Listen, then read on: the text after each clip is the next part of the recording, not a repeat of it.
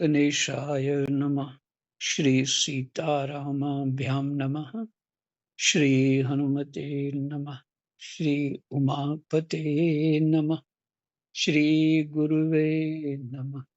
सब संतन की जय जय। जय जय सीताराम। राधे श्याम।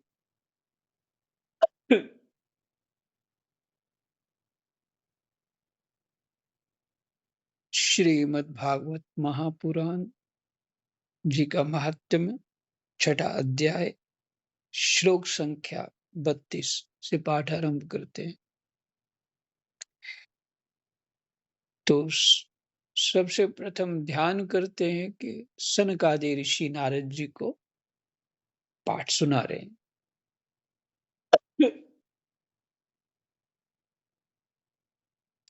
कृष्णाय वासुदेवाय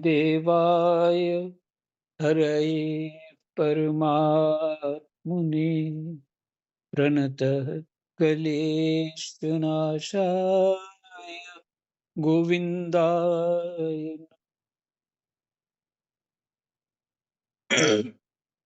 क्लेशनाशाय।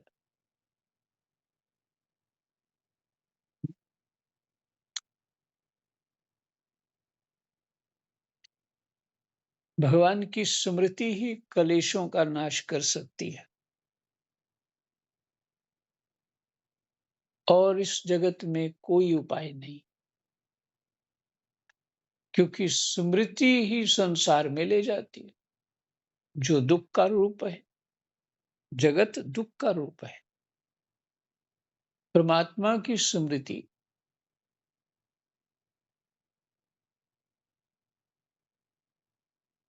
जो है, जो भजे, क्या वो गुरुवाणी का शब्द,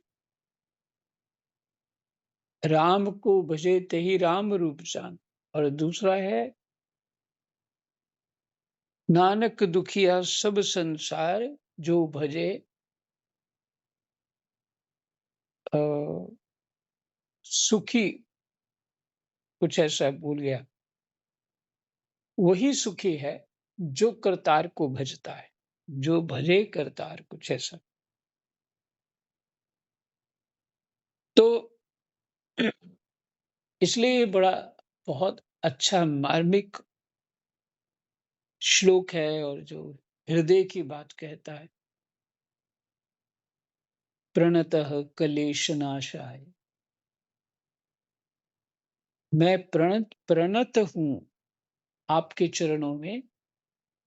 हे कलेश को नाश करने वाले, मैं आपके चरणों में प्रणत हूं।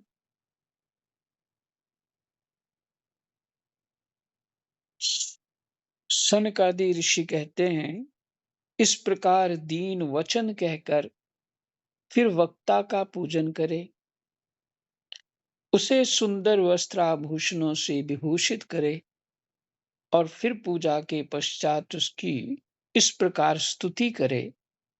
शुक स्वरूप भगवान, आप समझाने की कला में कुशल और सब शास्त्रों में पारंगत हैं। कृपया इस कथा को प्रकाशित करके मेरा अज्ञान दूर करें। फिर अपने कल्याण के लिए बताइए। फिर से श्लोक पढ़ते हैं, 33वां। शुक स्वरूप भगवान, आप समझाने की कला में कुशल और सब शास्त्रों में पारंगत हैं। कृपया इस कथा को प्रकाशित करके मेरा अज्ञान दूर करें, कलेश दूर करें।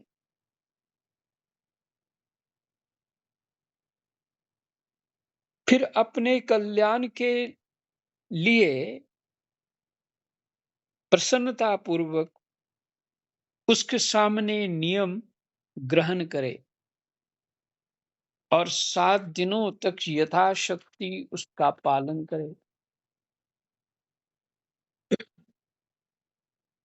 कथा में विघ्न हो, कथा में विघ्न ना हो, इसके लिए 5 ब्राह्मणों को औ और वर्ण करे, नहीं 5 वर्ण करना होता है ब्राह्मण को, कथावाचक हो गए 1 और 5 और साथ उनका वर्ण करे। वे द्वादशाक्षर मंत्र द्वारा भगवान के नामों का जप करें। फिर ब्राह्मण अन्य विष्णु भक्त एवं कीर्तन करने वालों को नमस्कार करके उनकी पूजा करें और उनकी आज्ञा पाकर स्वयं भी आसन पर बैठ जाए। जो पुरुष लोक संपत्ति, धन, घर और पुत्र आदि की चिंता छोड़कर शुद्ध चित्त से केवल कथा में ही ध्यान रखता है, उसे इसके श्रवण का उत्तम फल मिलता है।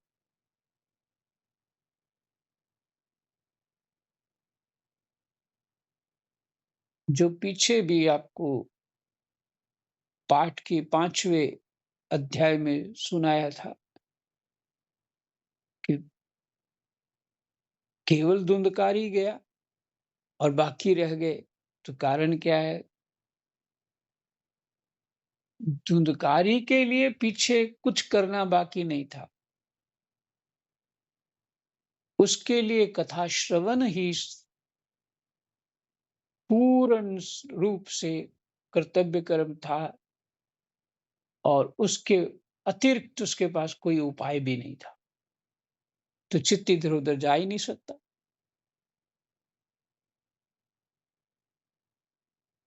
चित्त इधर-उधर ना जाए, देखिए क्या युक्तियाँ करते हैं। वन चले जाते हैं, वहाँ लोग थोड़े ही होते हैं और वो बड़ी सादगी में 1-2 जोड़ी कपड़ों से वो साल भर निकाल लेते। चाहे मैले भी हो तो वो अपना भजन साधन करते रहते। इधर-उधर चित्त किसी के प्रति आकर्षित होने का मौका ही नहीं होता। इसलिए वानप्रस्थ होते।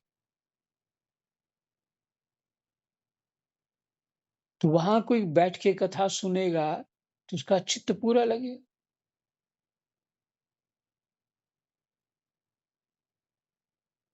और चित्त में कथा सुनते-सुनते ये बुद्धि आए, मेरे बच्चे भी सुन लें ये, उनको भी समझ आ जाए।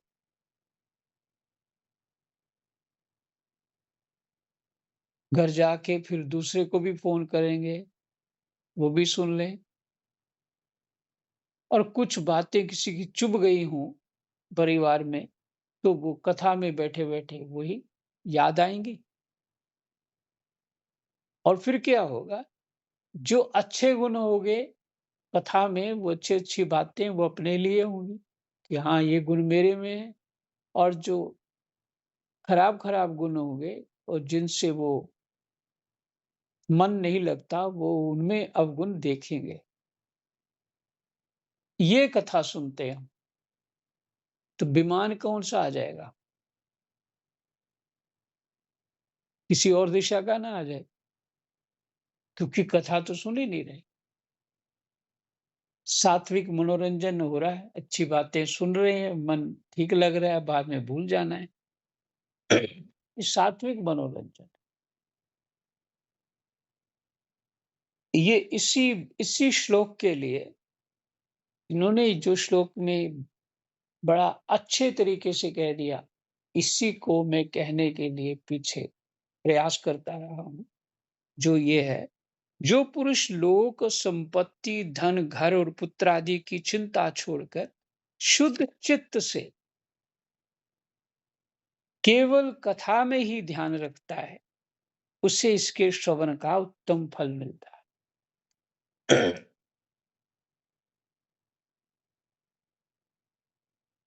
होना तो यही चाहिए कि जहाँ कथा हो वहीं पे रहे और वहीं पे जैसे-तैसे। देखिए एक संत की बात याद आ गई। कथा की महिमा के प्रसंग में है ये। एक बक्सर वाले मामा जी करके, मामा जी इसलिए कहते हैं उनको, वो सीता जी को अप अपनी बहन मानते थे। उनकी भावना ये थी, बहन मानते थे। कविताएँ भी लिखते थे, गाते भी थे, कथा भी करते थे। तो बक्सर में विवाह उत्सव होता था, सीता जी अभी भी होता है, हैं? ये जो पंचमी आती है, सीता विवाह के उपलक्ष्य में वहाँ विवाह होता था। तो मैं भी गया हुआ था और वे हमारे बड़े अच्छे एक संत दुबले-पतले से, छोटे कद के, गोरे से, वो उनका भी निमंत्रण था। उनको फ़ोन किया था वहाँ ने कि पहुँच जाइए, तो वो पहुँच गए और उनकी व्यवस्था के लिए, उनकी रहने की व्यवस्था उन्होंने कर रखी थी। और इधर कुछ लोगों ने जाना था वृंदावन से उधर बक्सर, तो बोला अपनी गाड़ी में उनको लेके वहाँ पहुँच जाइएगा। तो महात्मा जी तो ट्रेन में बैठ के अपना चले गए, बक्सर उतर गए। बक्सर उतरे और क्या किया उन्होंने, देखा कथा हो रही है, तो वहाँ पे जगह जो एक वहाँ खेतों में कथा हो रही थी। खेत मैंने वो फसल-वसल कट जाती है तो खेत खुले रहते, जो पानी के टैंकर लगाए हैं जगह-जगह और बीच में पंडाल लगाया है और कहीं एक साइड में वो लंगर चल रहा है, इस तरह की व्यवस्था थी और कहीं एक साइड में टेंट वगैरह लगे रहने के लिए। तो वो महात्मा उतरे, उनका नाम था श्री जी महाराज। तो महात्मा उतरे और उन्होंने देखा कथा हो रही है, तो जाके वो जहाँ पानी था वहाँ से कमंडल भरा और मुँह हाथ-पैर धोए, कथा में बैठ गए। लंगर का समय हुआ, पा लिया प्रसाद वहाँ से और उसके बाद वो महात्मा वहीं पंडाल में किसी कोने में घास पराली सी लगी बिछ थोड़ी पड़ी हुई थी, उसी पे लेट गए और इधर हल्ला मचा हुआ, श्री जी महाराज वहाँ से निकले थे, अभी तक पहुँचे नहीं, कहाँ चले गए, कहाँ चले गए? और वो तीसरे दिन पता लगा कि वो यहाँ रोज़ प कथा सुनते हैं और ये खेतों में डोल-डाल हो आते हैं, नहीं टॉयलेट इत्यादि उसको महात्मा लोग डोल-डाल बोलते हैं। वो खेतों में चले जाते हैं और ये टैंकर पानी का खड़ा है, उसके नल लगा है पास में, वहाँ स्नान कर लेते हैं और यहीं अपना वो पराली के ऊपर ही अपनी उन्होंने अपना थैला रखा है, चद्दर बिछा के अपनी पूजा-वूजा कर लेते हैं और यही मंत्र करते हैं, अपना यही कथा सुन लेते हैं। किसी ने उनको देख लिया, ये श्री जी महाराज तो यहाँ, वो पंडाल बहुत बड़ा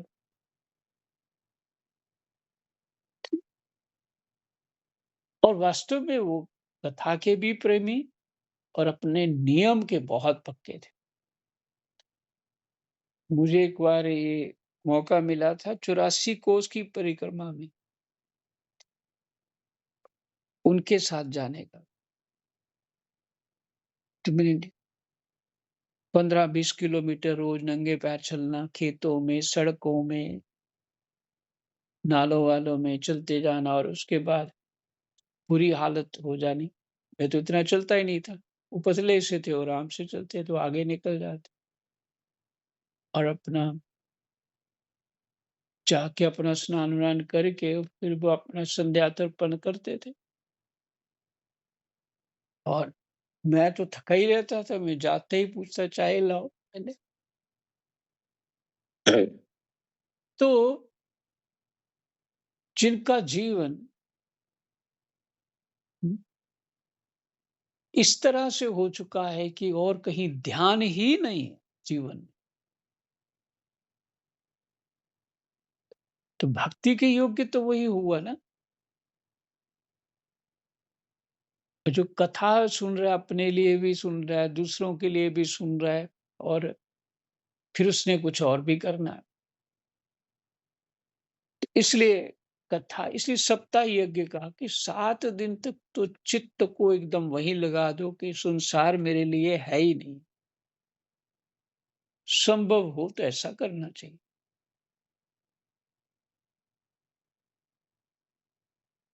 तो इसलिए आपको वो कथा सुनाई थी, बार-बार सुना रहा था कि धुंधकारी का कल्याण हुआ और बाकी सब सुन रहे थे, उनका कल्याण क्यों नहीं हुआ? और वो प्रसंग सुनाते समय मेरा यही भाव था। तो कथा इस तरह से सुननी चाहिए। महर्षि अगस्त्य सुनते, अगस्त्य कहते भी हैं, सनकादि सुनते भी हैं, कहते भी हैं, नारद सुनते भी हैं, कहते भी हैं, भगवान शंकर सुनते भी हैं, कहते भी हैं।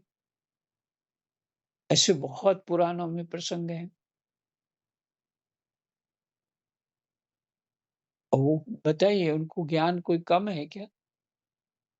अच्छा उनको कुछ और प्राप्त करना है, लेकिन वो भी कथा सुनते हैं, कहते हैं।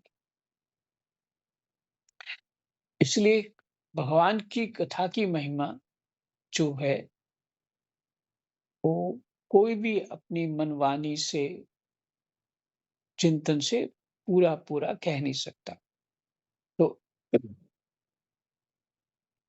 जो पुरुष लोक संपत्ति, धन, घर और पुत्र आदि की चिंता छोड़कर शुद्ध चित्त से केवल कथा में ही ध्यान रखता है, उसे इसके श्रवण का उत्तम फल मिलता है।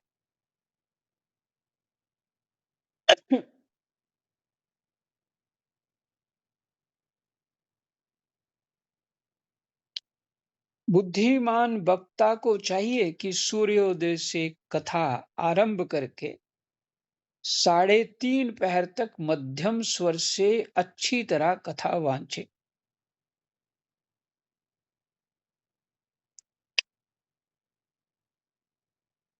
3:30 पहर तक,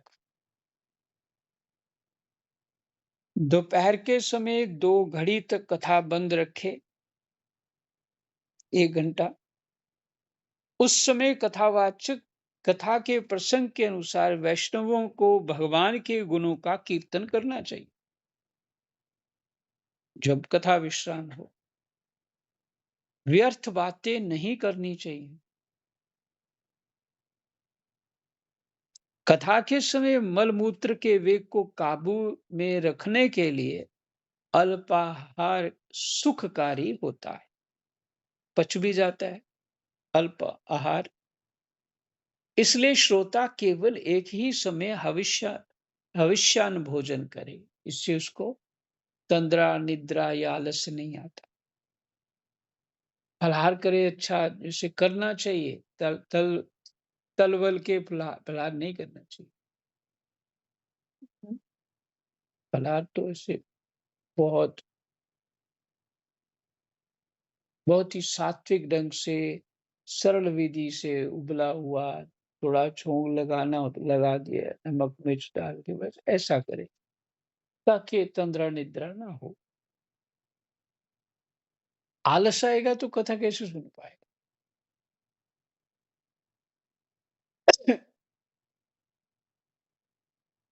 य यदि शक्ति हो तो सातों दिन निराहार रहकर कथा सुने, अथवा केवल घी या दूध पीकर सुखपूर्वक श्रवण करे।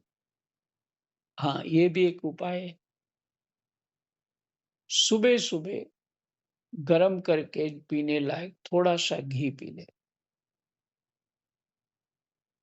और बाद में आवश्यकता पड़े 1 घंटे बाद तो जल थोड़ा गरम करके पिए। बस सारा दिन आराम से निकल जाएगा। और दूध देर से पचता है, इसलिए दूध भी बहुत सहारा देता है।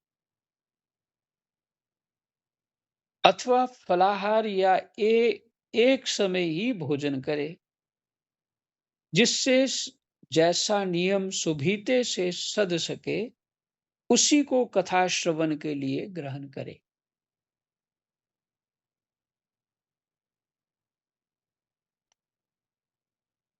फिर कहते हैं कि ऐसा सबके बस में नहीं है, तो कथा श्रवण आराम से कर पाओ, बस अपने ढंग का जैसा लगे भोजन करो। मैं तो उपवास की अपेक्षा भोजन करना अच्छा समझता हूँ, यदि वह कथा श्रवण में सहायक हो। यदि उपवास से श्रवण में बाधा पहुंचती हो तो वह किसी काम का नहीं। भूख के कारण आंतें सूख रही हैं और सुनाई कुछ दे नहीं रहा, कान भी बहरे हो जाते, चित्त भी व्यग्र बना रहता है, तो इसलिए अच्छा कुछ खा लो थोड़ा सा।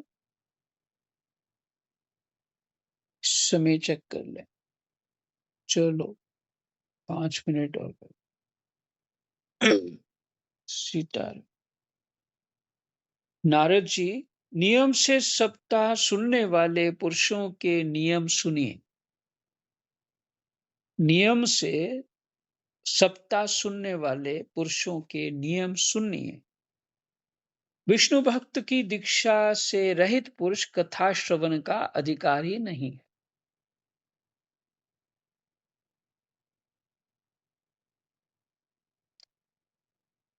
कथा सुनने के लिए योग्यता होनी चाहिए, तात्पर्य है उसको गुरुमुख होना अनिवार्य है।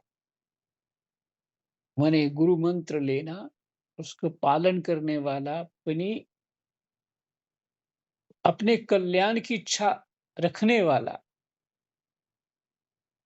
उसको ही लाभ विशेष करके जल्दी हो सकता है।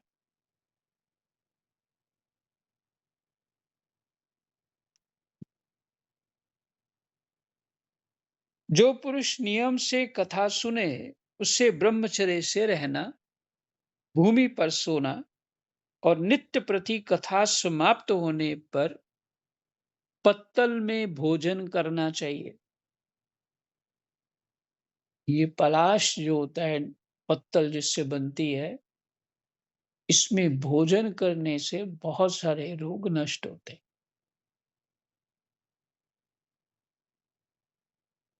बहुत बहुत फलदायी है वो। आयुर्वेद में खूब अच्छा वर्णन है इसका। पर हम लोग ऐसे हो गए, उसमें कोई खाएगा तो समझे गरीब हो गया। हम्म, इसलिए वो उसमें करना चाहिए, बहुत शुद्धि हो जाती है। दाल, मधु, तेल, गरिष्ठ अन्न, भाव दूषित पदार्थ, अच्छे भाव से नहीं बनाया हुआ, या अच्छे भाव से नहीं परोसा हुआ, या अच्छे भाव से दान नहीं किया हुआ। इसलिए कहा भाव दूषित पदार्थ और बासी अन्न, इनका उससे सर्वदा ही त्याग करना चाहिए। भजन साधन करने वाले को बासी अन्न तमोगुण देता है, तो उसके लिए उचित नहीं।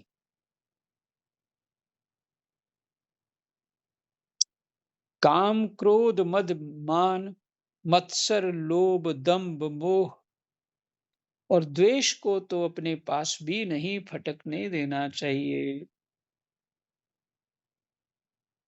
ये हमारे चित्त में अपने सूक्ष्म रूप है इन सबके। जब जैसी बुद्धि हो जाए हमारी, अपने आप को चेक करते रहना चाहिए।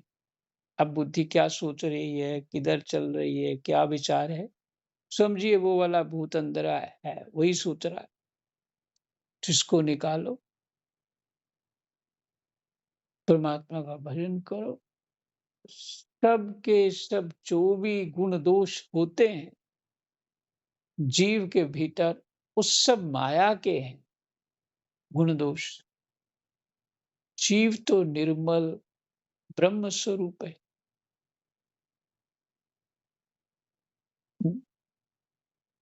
जीव तो निर्मल है, लेकिन जब जीव विषयों का चिंतन करता है, अपने अहम की वृद्धि करता है, क्योंकि एक शब्द याद आ गया, दोपहर को विचार कर रहा था। मूल हमें क्या करना है कि जो हम अपने अहम की पुष्टि करते रहते हैं। अहम की पुष्टि क्या?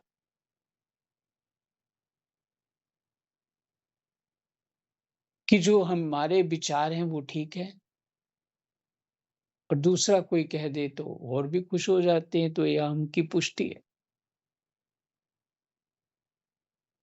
थोड़ा बहुत शास्त्र का ज्ञान हो गया, तो बस मेरे को ही समझ आया, बाकियों को समझ आया नहीं, तो ये अहम की पुष्टि है।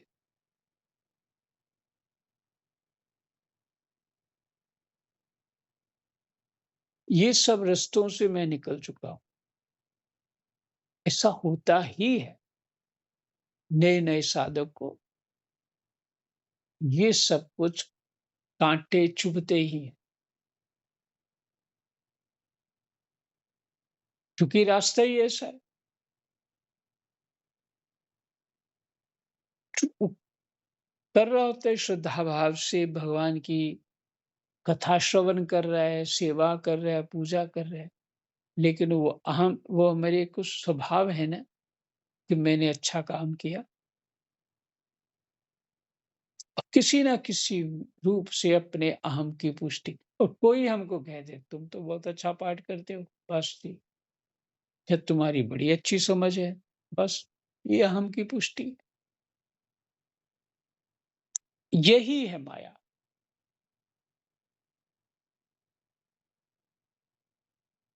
अहम तो कल्पित है, अहम तो अज्ञान है। मैं अहम नहीं हूं, मैं सच्चिदानंद हूं। ये भूल हो जाती है कि हमारी अहम की पुष्टि होती है, तो हम बड़े मुस्कुराने लग जाते हैं और अपने आप को बड़ी गुड फीलिंग करते हैं। तो ये धीरे-धीरे जीव को बातें समझ में आती। इसलिए ये अहम दृढ़ होता गया, तो हज ऐसा ही काम हो गया कि जाना है दिल्ली, और रास्ता पकड़ लिया हमने वृंदावन में आगरे का। तो मन में सोच रहे हैं हम दिल्ली पहुंच जाएंगे, तो रास्ता पकड़ा हुआ आगरे का, तो दिल्ली से दूर ही हो रहे हैं।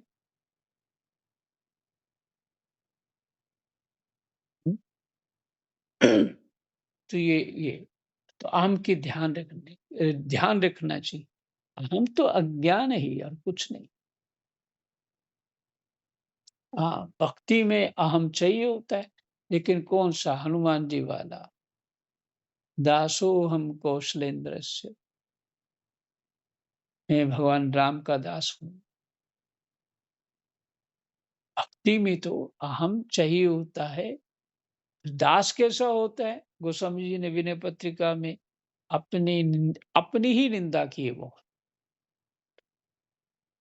कि मैं दास तो कहाता हूँ, आपका नाम आपके नाम से ही खाता हूँ मैं, और फिर भी ऐसे निर्लज्ज को आपने कृपा करके अपनी शरण में रखा है। कुछ इस तरह के वाक्य हैं। तो अहम की पुष्टि ध्यान रखना चाहिए। जितने निर्मल हो जाएँगे, अहम रहित हो जाएँगे, ज्ञान तो हमें अहम रहित करता है। मैं कुछ जान गया, जानता हूँ, ये ज्ञान के भीतर नहीं होता है। हुँ, ये तो बुद्धि का परिणाम है। लेकिन बस मूल बात है जो आपको समझ आ पाए, अहम की पुष्टि नहीं करनी, उससे दूर रहना है। विनम्रता हृदय से भीतर-भीतर गहरी विनम्रता होनी चाहिए। सबको अपनी बुद्धि से बड़ा ही मानना चाहिए। सब मेरे से श्रेष्ठ हैं, तभी तो अहम गलित होगा। उठ के समझाने लग गए तो गड़बड़ हो जाएगा। तूने ये गलत कर दिया, वो गलत कर दिया। शास्त्र ये कह रहा है, तुम ये कर, वो कर, तुमने गलत कर दिया। नहीं, नहीं, जब तक कोई पूछे ना, कुछ उसका कोई कारण ना हो, कारण होने पर कुछ फिर कुछ कहे, ऐसे कुछ मत कहो किसी को। संसार में जो कुछ हो रहा है भगवान की आज्ञा से हो रहा है और हमको अगर बीच में कुछ गलत लग रहा है तो फिर हमारे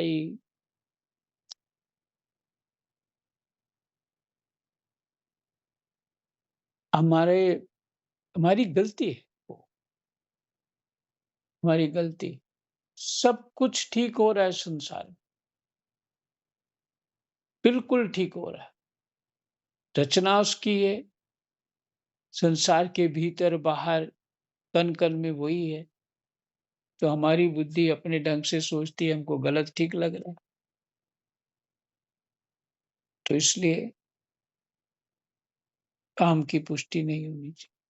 तो यहीं विश्राम करते हैं कि जो पुरुष लोक संपत्ति, धन, घर और पुत्र आदि की चिंता छोड़कर शुद्ध चित्त से केवल कथा में ही ध्यान रखता है, उसे इसके श्रवण का उत्तम फल मिलता है। कृष्णाय वासुदेवाय हरये परमात्मने प्रणतः क्लेशनाशाय गोविन्दाय